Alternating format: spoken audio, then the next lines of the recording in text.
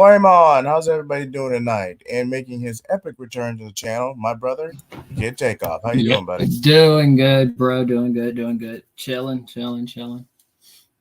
Today we're talking about a classic, and to celebrate Battle Hour and New Dragon Ball Room, we got to go back to arguably the very beginning of Torotaro's career, his original fan manga, his version of Dragon Ball AF. Now, granted, there are multiple versions of this fan manga, so we're covering his version specifically. Yeah, I would say, for a fan manga, I highly recommend Dragon Ball AF. I mean, if anybody has time to watch it, it is on YouTube. It has been animated, fan animated.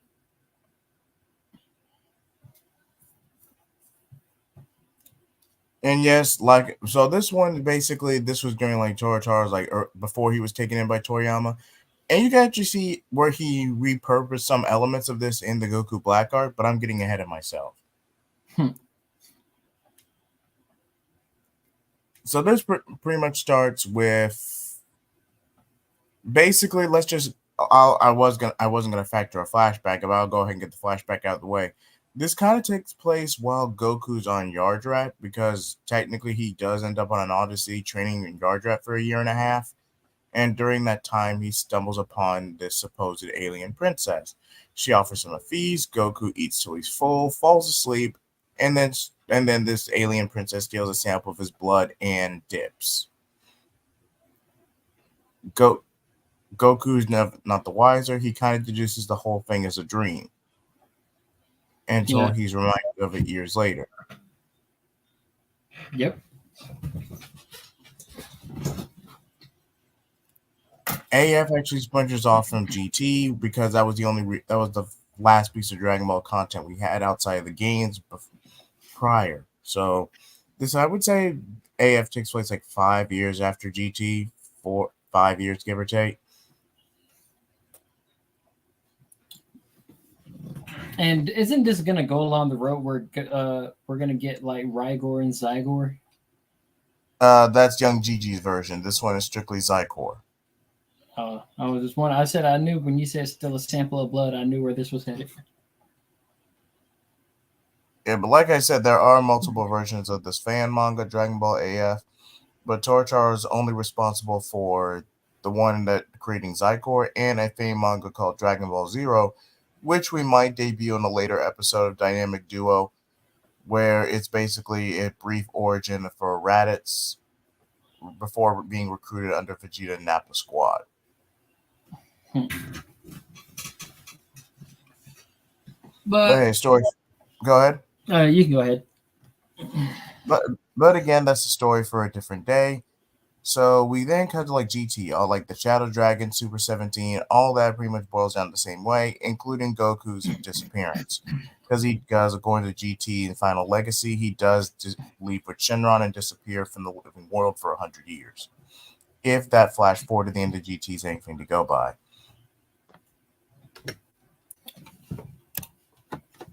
And you've ever wondered where Shenron goes while the Dragon Balls are dormant or when he's not in use?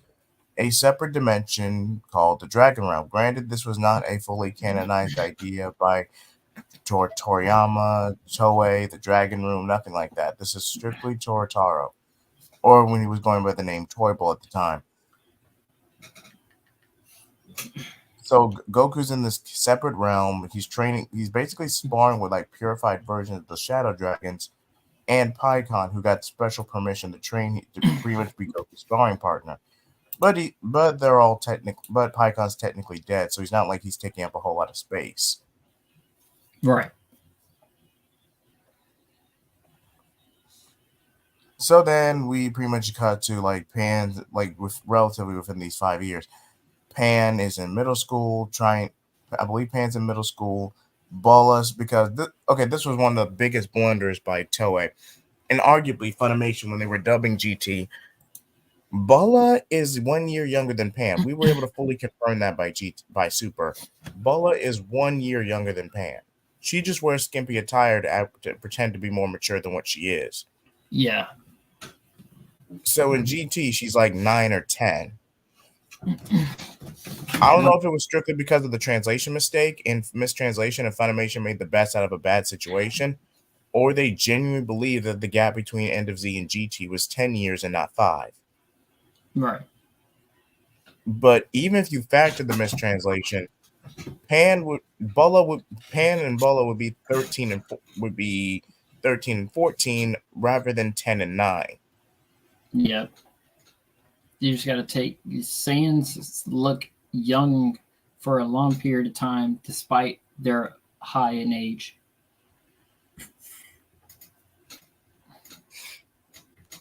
And the one nitpick of GT and AF does actually address this, but one nitpick in GT is that Pan never gets the Super Saiyan form throughout the majority of GT.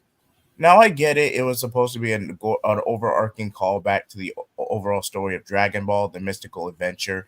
They didn't want to rely on Z mechanics too much. From a story standpoint, I understand that, but but outside of pretty much splitting Bulma's original role of being the the tech support and the occasional damsel, because that role was split between Pan and Trunks respectively. Pan barely contributes anything to the series, or at least GT, other than being Goku's sidekick. True. So she gets a bit more due than, let's say, Krillin in early Dragon Ball, but other than that, Yeah. Not really much there. but do you actually remember reading the story, Kid Takeoff, or is this just the first time you're hearing of this? Uh, it's not the first time. It's just the fact it's been a while, so it's like, you know, a lot's coming back the more we talk about it. But I mean, there are like maybe some stuff I probably may have forget. So a lot of y'all bear with me on this. Fair enough, but this is actually a pretty good year for Dragon Ball, 40th year in the anniversary. Yep. And what's up, Tevia? Oh, what's up? But what's up, Debbie? How you doing? But yeah, we were just talking about Dragon Ball AF and the rise of Zycor. But so then we cut to like 27 years later, the Special Planet Namek, Mecha Frieza, and actually in AF you actually do get a brief cameo. Um, and actually you get a brief cameo. Kid, you mind muting yourself? I'm starting to lose my train of thought. Oh, Sorry about that. But actually, you get a brief cameo of Cooler. Well, technically, a Frost Demon similar to Cooler in AF. It's never really confirmed that it's him. But and then Shalia helps lead the exposition to help Mecha Frieza's reconstruction. But King Cold is insistent on going to Earth together. Basically, we then find out. I'm going strictly in flashback order rather than story order because I think it would make more sense that way.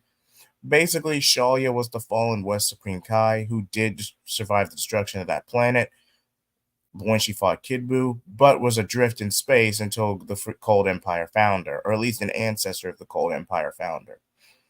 It could have been King Cold himself, or it could have been his father and or grandfather. Since we don't really know how long the average life expectancy for frost demons, and even then, Cold, Frieza, and debatably Cooler are considered mutants among their people anyway. So let's just say, for the sake of simplicity, it was Cold who found her, and a deal was struck. So Shaw actually wants to steer the universe in a better direction, because Shin is too busy on his galleon hero quest, trying to avenge them and prevent Majin Buu from ever being released again. And we all know Bit Bobbity is basically a modern retread of Piccolo Daimao in the 23rd Budokai, but that's neither here or there. But even so, she feels disillusioned by Frieza after losing to a Saiyan so easily.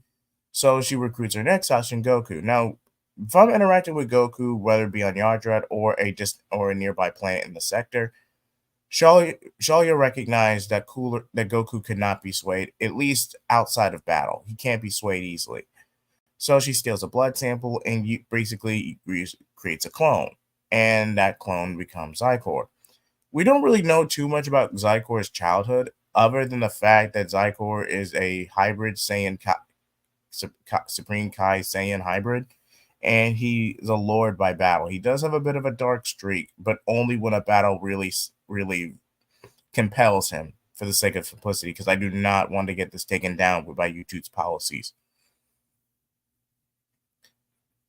If I had to argue a definitive difference between Zycor and Shalia and Goku Black and Zamasu, is the fact that one, Goku Black and Zamasu is the same person, and two, Zamasu is completely swayed by his own ego, almost to the point of narcissism. Shalia is arguably disillusioned and misguided by the fact that Shin and Kibito left her adrift. But again, Shin was a young Kai who was forced to grow into the mantle and help guide the universe in a better direction, since Shin was the youngest out of all the Supreme Kais. So Shin had to grow up very fast, and he was hell-bent on revenge, which was his biggest distraction as a Supreme Kai. So I don't really think Shalia really blames Shin or Kibito Shin, because in GT they never defused. So I don't think she really blames Kibito Kai. More so, she's resentful of the situation in general, thinking with Zyko by her side, she can conquer the universe and do a better job. Now we know from Super and the Omni Kings, Shalia ultimately wouldn't have gotten very far. But at least that's just a basic rendition before we get to present day of AF.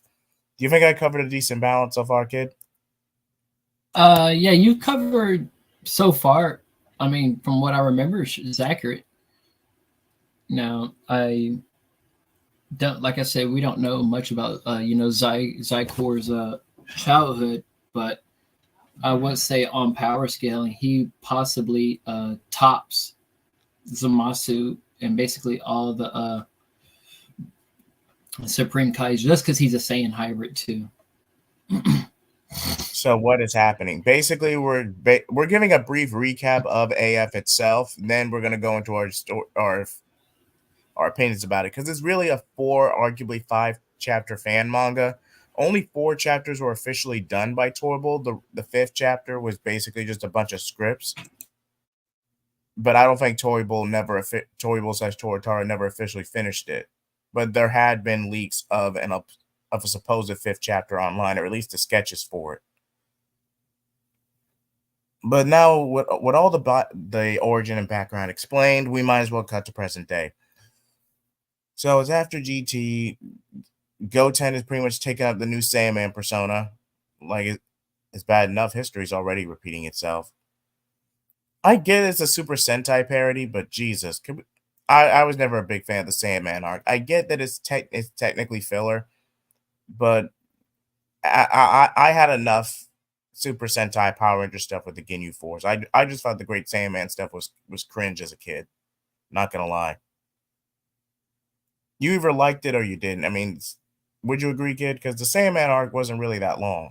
Yeah, the Sandman arc wasn't really long. I was kind of, I didn't really pay much detail into that because I found it more like filler, like non, I guess, important content to this series, honestly.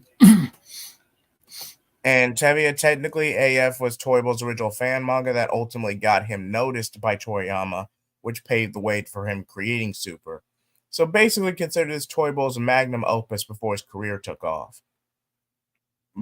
But where was I? Oh yeah, but basically, yeah.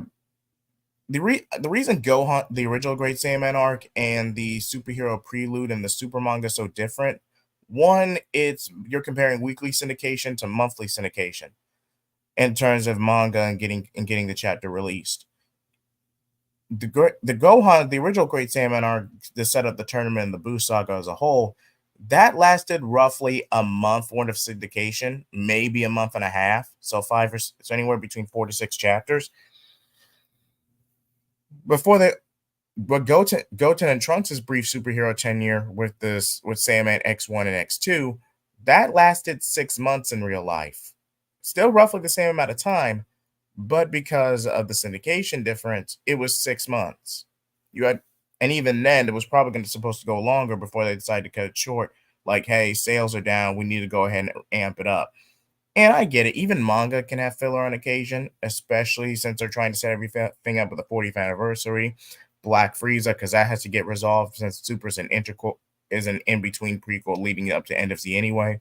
So I get that we're trying to stall time, but you could really cut out the X-Men X the Saiyaman X1 X2 stuff and nothing in the overall adaptation of superhero changes. It was just a subplot to give Trunks and Goten a bit more to do, which I don't mind. I'm just saying it shouldn't have been dragged out as much as it did. Would you agree, kid? Kid? Yeah, I'm here. Yeah, I agree.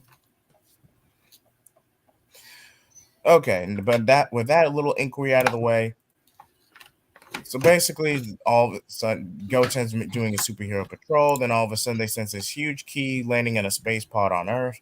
Zykor walks out of it. Now, I don't believe Shalia warps to Earth right away. She's kind of like observing the situation, but I don't think she's there alongside him. Zykor is just disembarking from a space pod, and he's curious since he wants to assert that he's the strongest in the universe and that his father was strong, even besting Frieza, and was consistently one of the strongest in the universe for over 2 decades.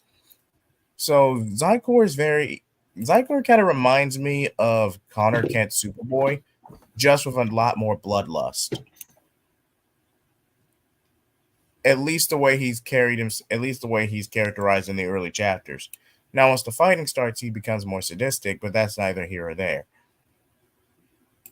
But but again, Goten tries to confront him, like, what's going on? And then Zykor's first instinct, one, he can already recognize Goten as his key, but he kind of stretches his arms out and fires a point blank key blast to Goten's face.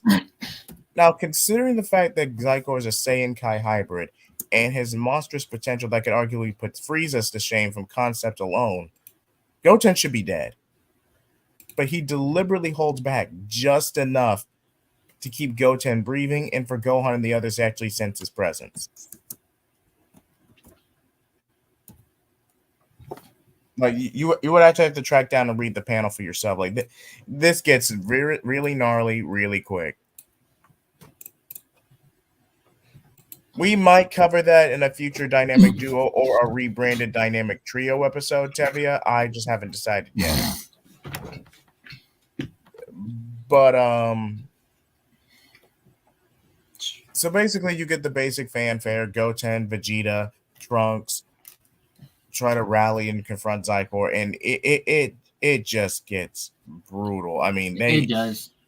Zykor's not even putting up a fight. Like he literally pulls a Majin Vegeta and fires just a pot shot energy blast in the distance and pretty much wipes out the western seaboard with the way that man like Frieza, one little itty bitty sunball, and by the time it hits the ground, the thing turns the size of the whole goddamn planet and wipes out the entire freaking population. And it's just like, bro, like what is power scaling? Again, as a fan manga, so you're not really supposed to take it seriously. But even then, Zykor's power is like bloated. Like I don't think at least the first skirmish, only Gohan. I don't even think Super Saiyan 4 Vegeta, at least in the first skirmish, Zykor is barely trying. Like seriously, he mounts the floor with post GT Super Saiyan 4 Vegeta, a Gohan who actually kept up his training consistently, but never rose higher than the Mystic form. But again, you can't really tell it's the Mystic form because GT's character design never shows him with the bank, so you can never tell. Yeah. But Zykor pretty much just mops the floor with everyone until, in a desperate stroke of luck from Kibito Kai's intervention, they seal Zykor away in the Z-Sword. But because Zykor is so monstrously powerful, he'll break out of it within the span of a month. Yeah. That's what it, yeah. If anything, what if they would have hit him in the dead zone? I don't think the only person who, even if you factor the movies, the only person who actively has access to the dead zone was Garlic Jr. himself. And the whole premise of that would be how self-destructive Garlic Jr. was, since he ultimately falls for his own trap twice, both in the original movie and in the filler arc in Okay. Z. What if they would have changed? Okay.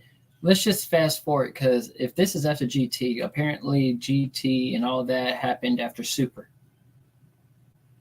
Yes. Okay, so here's the thing.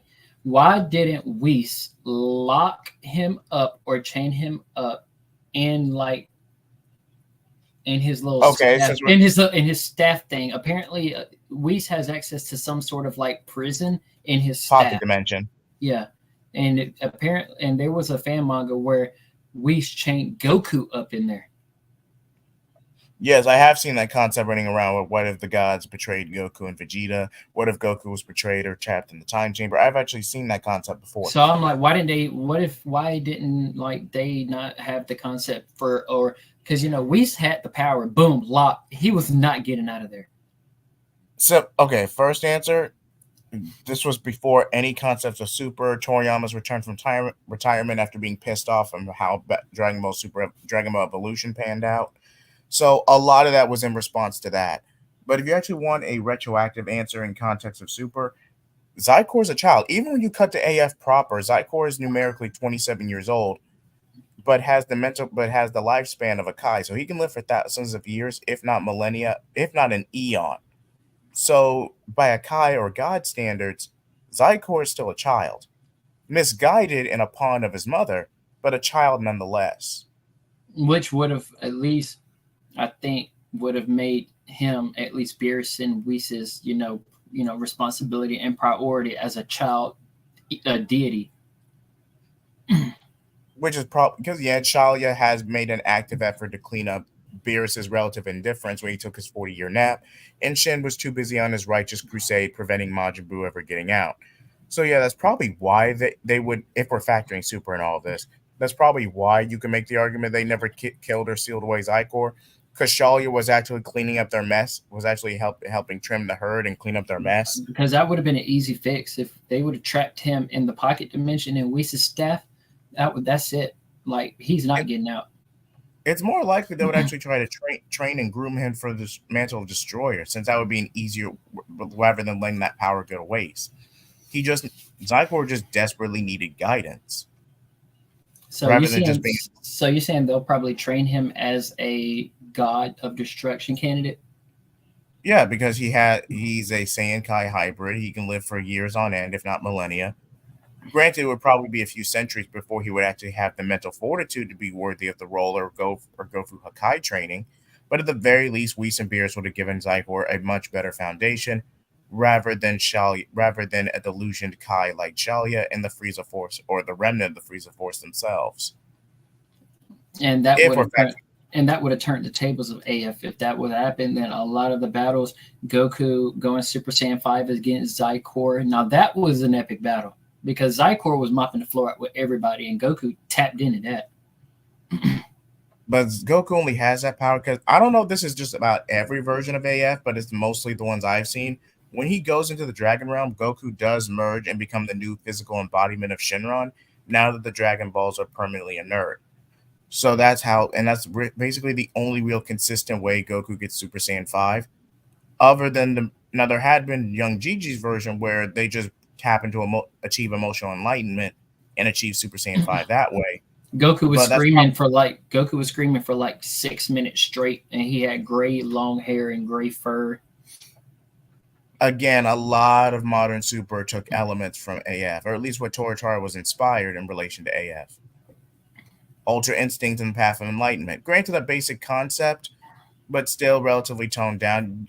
Ultra Instinct and Enlightenment is arguably a universal concept, but you could argue elements of Super Saiyan 5 were incorporated into it. But Right. Zycor would definitely was the inspiration for Goku Black. And I don't know if this was just both the dub and sub, but there was a throwaway line where Goku originally suspected that Black was a clone of him. That's the closest to a canon reference to Zycor you're going to get, or at the very least, an acknowledgement. Goku Black. Now, if they do canonize Zycor or try to allow Tortara to play with the concept again, it would have to be in a way to where you can't really go the Tarzan route because that's ultimately what they did with Super Broly. But they would have to go the original Z Broly route where he's just a savage. Or canonize Cooler. Give him some spotlight. Remake Cooler. You really wouldn't have to do much in terms of canonizing Cooler. Like, say, after Cole chose to placate and give Frieza the Empire, criminal empire, Cooler scouts the universe on a decades-long exile, then stumbles onto Beerus's planet, trains under Whis, trains on the Yard Dragon for a bit. That's how he gets instant transmission. And then after Cold and Mecha Frieza's inevitable demise, he helps put the galaxy back in order in the front of a galactic republic. Not out of genuine goodness, but by the principle of a democracy, he could better maneuver things from the shadows rather than being so brazen and arrogant like his father and brother were. True. I just want to see it since they made Broly's power scaling in Super greater than Z. I want to see what they would do with Cooler. Technically, Broly is basically like a special case among Saiyans. He's not directly stated as the legendary Super Saiyan and Super, but it's still that original concept. So with Broly, you could just amp him up and say that yeah, you could have Broly pretty much escalate the power creep relatively quickly. Cooler would have to have a more intellectual route, like go to different planets, different cultures, training. And the only reason he didn't fight Frieza and Resurrection F was because, hey, Frieza's just going to beeline to Earth to get his revenge on Goku and Vegeta before he does anything else. Because that's how petty and arrogant Frieza is. So, more than likely, either Goku, Vegeta, or the combination of the two will ultimately take Frieza down. Worst Now, case scenario. here's a question. As long as it took Frieza to get Black Frieza, now Cooler apparently is rumored to be amazingly stronger than Frieza, even in his base form. Prior to Golden Frieza and finding that time chamber, yes. But you see, here's the thing: the Cooler movies wasn't canon. We don't know, like literally and like exactly where Cooler is and how much training he has done through Super, Resurrection F, and all that. So there's no telling that Cooler probably already has hit a similar black form before Frieza, or not even golden. Maybe. But again, that's strictly a hypothetical. Because he also had an extra form on top of his full power form. Cooler never had a full power form. He just had his fifth form, which allowed him to surpass Frieza. Yeah, but he never had form. A full powered state. Oh, that form. Yeah, that little fifth, that little extra form. That's what I meant. But yeah, Cooler, you wouldn't have to really have to do a whole lot. You would just have to explain the power scaling. The power scaling. Power scaling would probably be your biggest issue, and because the only way Cooler could really be a threat is if Cooler became a destroyer candidate during his exile, but only left. Let's go ahead and get this out the way since we're probably going to be thinking about it throughout this video. But okay. Hypothetically speaking, the most logical way you could do this is, as I previously mentioned, Cooler gets snubbed of the criminal empire. He goes on a 40-year exile, stumbles on Beerus's planet, trains under Whis. Beerus is still in his nap, so he doesn't really learn Hakai powers, but he learns the guardianship, the purpose of destruction and creation. Then all of a sudden, the Frieza force pretty much all but collapses. And then Cooler takes advantage of the power vacuum. Now, Cooler does have a choice. He could wait a few more years for Beerus to wake up and continue his training and learn and take the next step and become a destroyer, or he could help mend the rift of the universe now and spare the galaxy a civil war. Cooler ultimately does this largely for his own ambition and to get one last stick at his brother and Frieza from beyond the grave. Now, is it in character for Cooler to give up potential destroyer / godhood for something as petty as being the third wheel in his father's dynasty? To an extent, since he does have an inferiority complex in relation to Frieza and how much he's favored by Cold. But that's mostly due to Cold's manipulations and his overall grandstanding in trying to rule the galaxy. And then here's another thing you got to take into consideration. Cooler's little squadron will mop the floor out with Zarbon, Dodoria, all like them up. They were savage. I would say bare minimum, Cooler's armored squadron were Ginyu level, bare minimum. There were no and Frieza only has Zarbon and Dodoria as his top two. But Frieza was so strong himself, so he didn't really need anyone really too strong. Zarbon and Dodoria were just the most loyal to him. Yeah, they would have marked that Z on them real quick, put him to sleep. But quick tangent aside, so yeah, and actually, Zyko pretty much wants to floor with everyone. He gets sealed in the Z Sword in a very desperate effort So now they need to find a way to similar to reignite the Dragon Balls and use them to actually summon Goku. Vegeta thinks they could just train the remaining month, Vegeta being prideful as ever, since he doesn't want to drag Goku out of the Dragon Realm strictly to bail them out. Vegeta, sure, he's not as obsessed in his rivalry as Goku as, say, his earlier incarnations were, but even he must recognize the reality of he's The too strong for us. situation, yeah. He's too strong for us. I wish Gotenks actually played a role in this fan manga, but adult Gotenks isn't a thing here. But you do get to see the return of Z Broly since they are Saiyan short, and this arguably leads to something similar to the Super Saiyan God ritual. 6 or 7 Super Saiyans, 7 Super Saiyans channeling their power into each of the Dragon Balls to reignite them.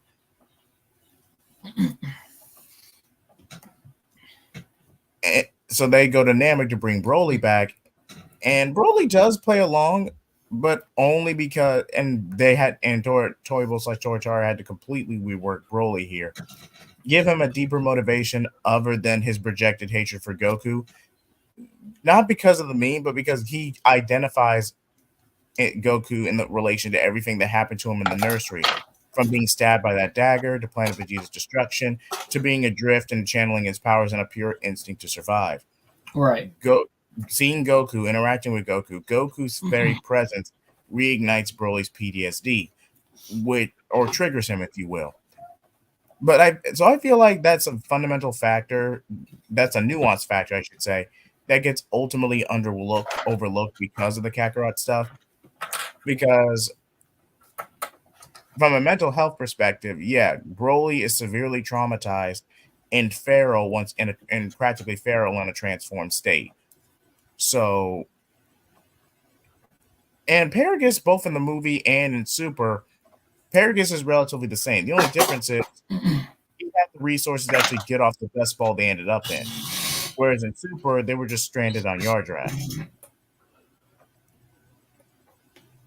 But so Paragus in either version is relatively the same. But with that being said, they do ultimately reluctantly revive Broly because they're staying short, even after showcasing that Pan and Bulla learned how to transform in the 5 years since GT. Which again, in GT, neither Pan nor Bulla could transform nor even showcase they had Super Saiyan at all. They were practically background characters. So, and yeah, this ultimately culminates in everyone going to the time chamber, getting a brief training arc. And they still get, at least now they actually force Zycor to try this go around. Like,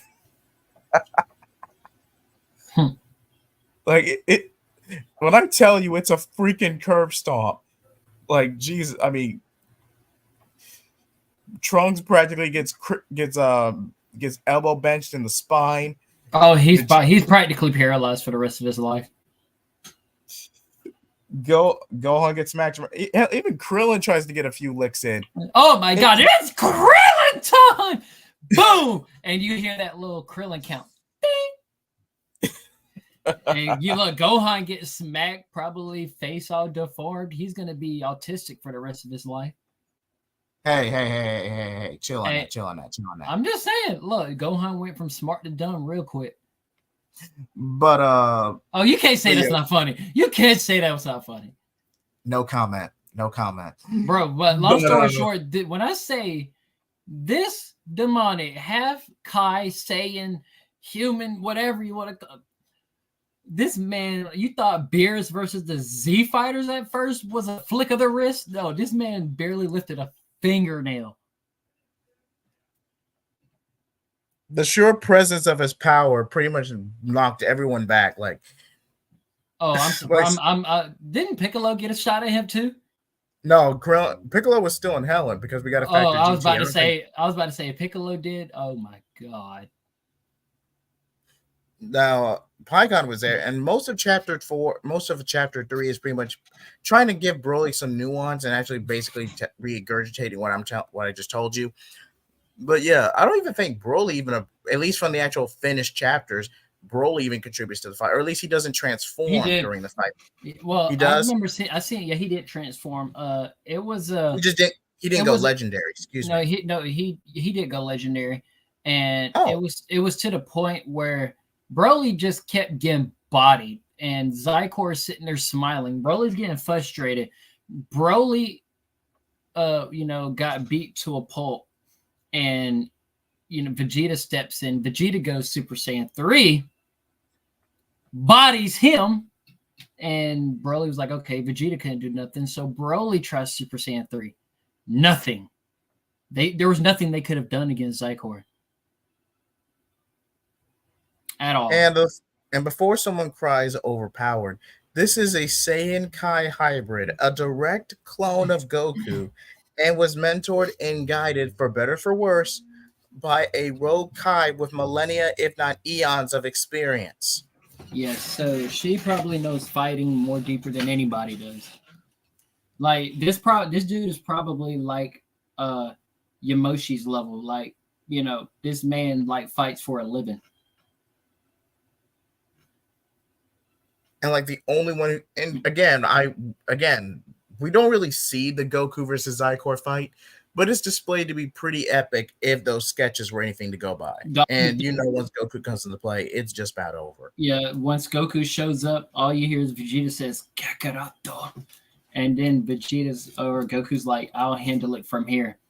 Goku tries Super Saiyan. You know how Goku does. He tests his enemies throughout his transformations first.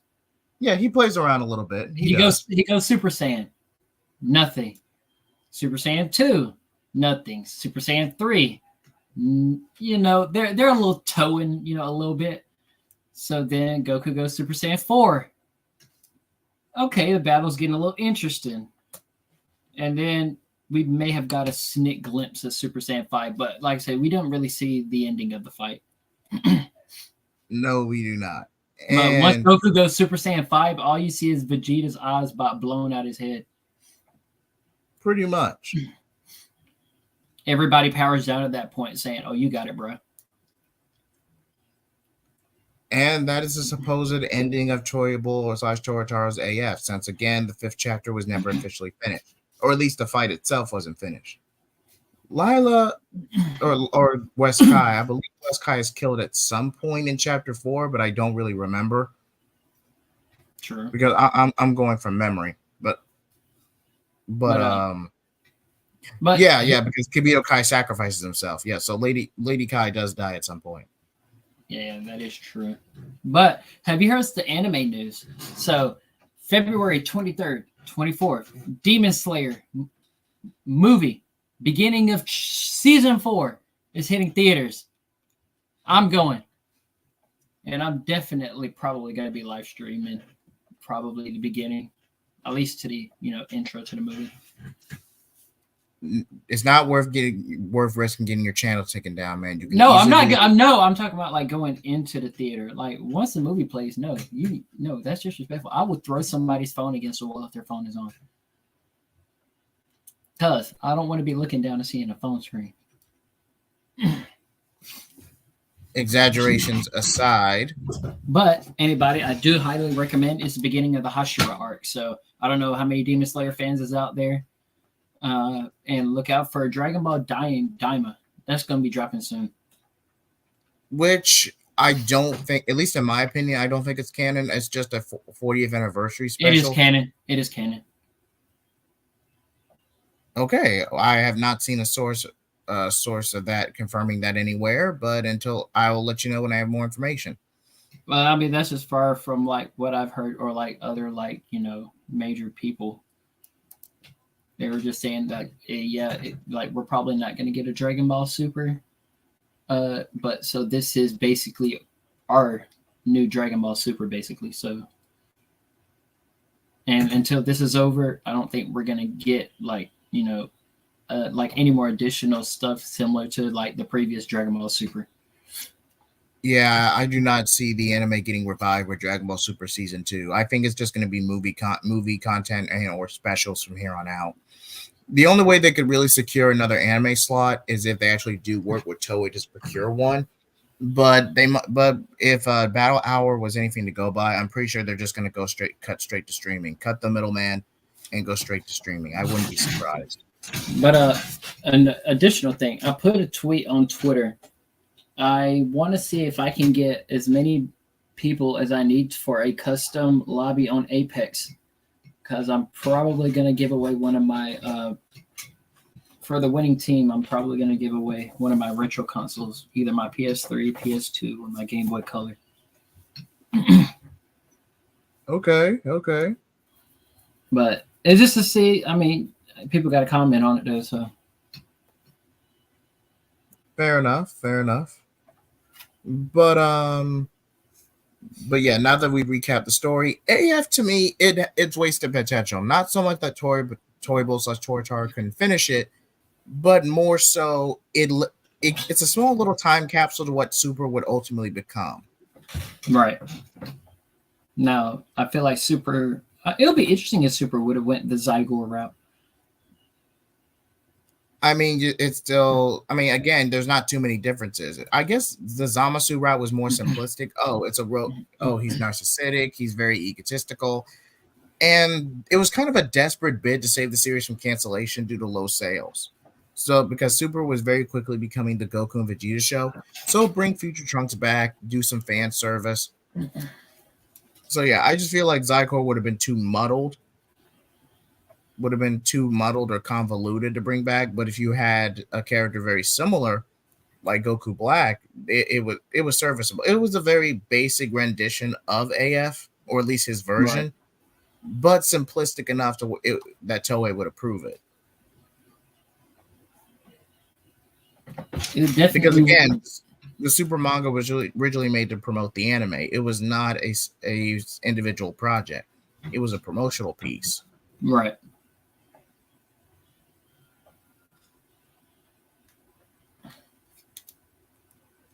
But let me remove this breaking news banner. But anything else you want to add, man? Well, as far as y'all have not heard, my birthday is gonna be on the 6th. So depending how anything goes, I will probably do a birthday. Maybe I'll probably do a birthday game and live stream. I might do about an hour or two Apex. I just got Clone Hero, by the way, so probably play some Guitar Hero on live. Whatever games that. Do people even play Guitar Hero anymore? Like, I'm genuinely curious. Well, yeah. It's called Clone Hero. It's for PC. Okay, so basically Guitar Hero. Okay. And it's like free to download. It's very hard to import songs. You like downloading them to your computer, importing them into the game. It's a lot. I got over like 500 now, so.